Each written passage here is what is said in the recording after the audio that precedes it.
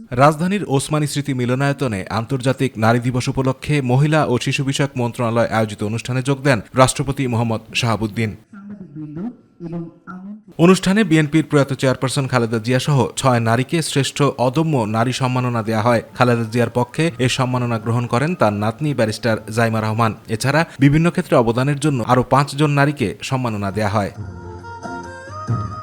অনুষ্ঠানে বিশেষ অতিথি হিসেবে উপস্থিত ছিলেন প্রধানমন্ত্রী তারেক রহমানের স্ত্রী ডাক্তার জোবাইদা রহমান। তিনি বলেন, বাংলাদেশের নারীর ভবিষ্যৎ হবে নিরাপদ, মর্যাদাবান ও সম্ভাবনাময়।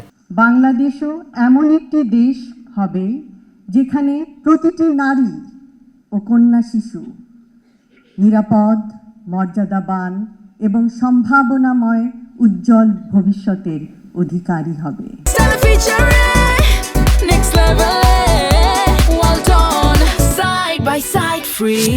ডাক্তার জুবাইদা রহমান বলেন, সাবেক ৩ বারের প্রধানমন্ত্রী মরহুমা বেগম খালেদা জিয়ার নারী শক্তি ছিল তার দৃঢ়তায়, আর নেতৃত্বের শক্তি ছিল সাহসে। তার জীবন গুরুত্বপূর্ণ শিক্ষা দেয়।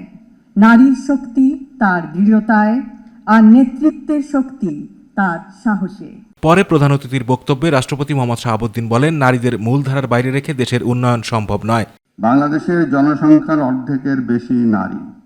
এ বিশাল নারী শক্তিকে রাষ্ট্র ও সমাজের মূল ধারা থেকে দূরে রেখে জাতীয় অগ্রগতি ও সমৃদ্ধি কখনোই সম্ভব নয়।